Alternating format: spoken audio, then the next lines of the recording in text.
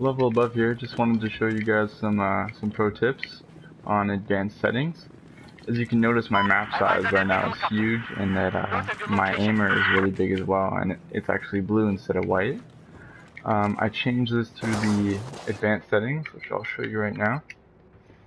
And here's just the regular controls, so I changed my sensitivity. There's some other small things as well. But you can go to advanced at the very bottom. And it does your iron sight sensitivity, close range sensitivity, and then you hit R1 and go to gameplay, and there's a bunch of more. And at the very bottom there's advanced options, and then here's where you get everything that you're really looking for to make your gameplay a lot better. Minimap size, I made it to 190 just because I'm always looking around in the game. 1/3 of the time you're looking at your map trying to find out where the enemies are, and as you see, mine is so big for that reason, because I'm constantly looking at it. Also, back down to advanced options.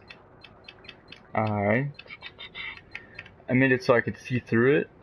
Icon visibility 50, icon size I upped it up just so I can see where my enemies are, making them bigger. Here's for your aimer, you can change the color and everything you want to do to it. It kind of reminds me of Counter-Strike, you know, back when you could change your aimer and the color and everything. I also increased the size of when I zoom in. As you can see, you can make it smaller or bigger. And I find that sometimes when you're a really big firefight, it's really hard to see, so I try and keep my aimer bigger. And you can increase the glow as well, which is kind of cool. And the color, once again, you can change the color to whatever you want. I mean, I like mine to be blue, so I don't know why. I guess it just reminds me of Counter-Strike.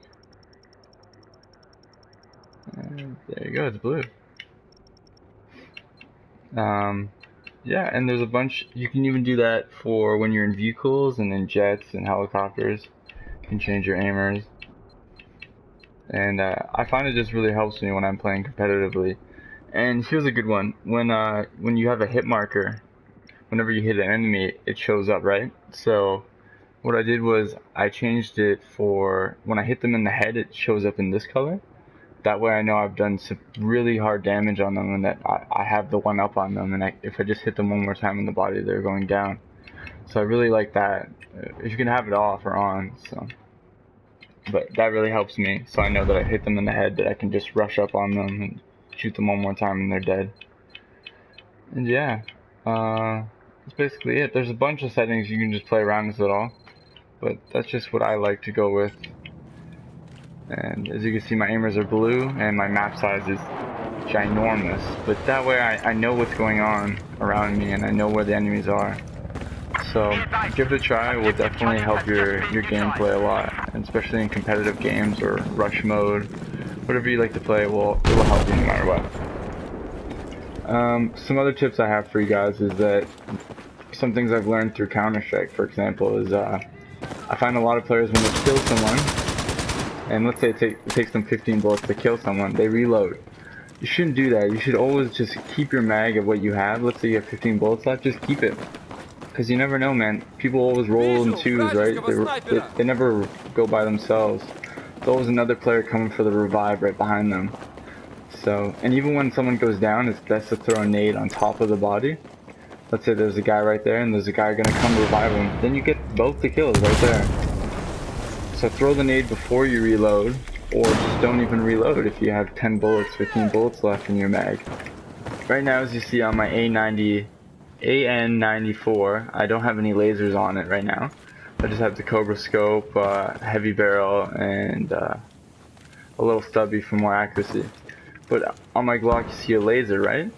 I tend not to go with lasers just because it gives you away, especially on 5v5 domination, competitive play. And even in big games, right? Like if you're solo rolling around trying to go on the flank, they're gonna see you with your laser running around. So it's best not to go with lasers, even though it says it helps your accuracy.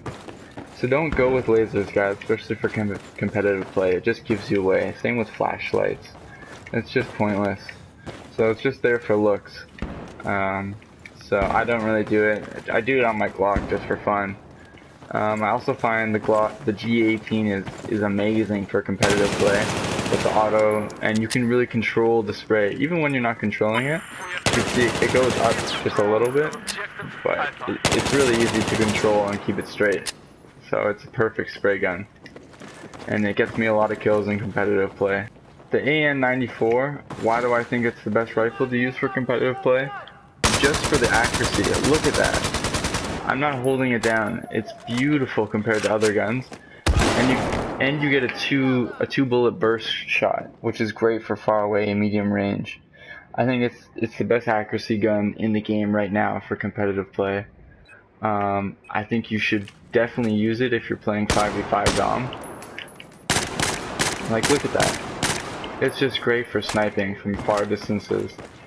I had a player use it against me in a 5v5 domination match, and since then I've been using it. I think it's the best gun. For second best gun is definitely the AEK, but it's really hard to control, so it's just, I would pick this one over the AEK for sure. The rate of fire isn't as fast, but its auto is really controllable compared to some of the other guns in the game, so. Like, look at that. It's just so easy with this gun. So, that's all I have to say about the A94. Is definitely use it for competitive play.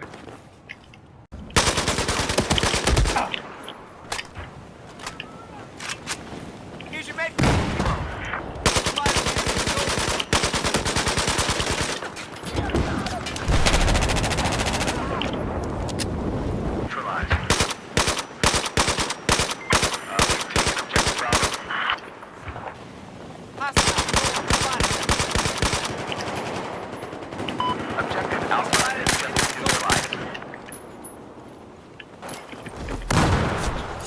Oh, wow.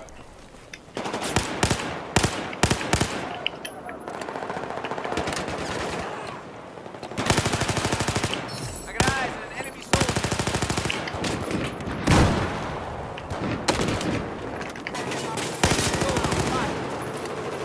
Objective Charlie has been neutralized.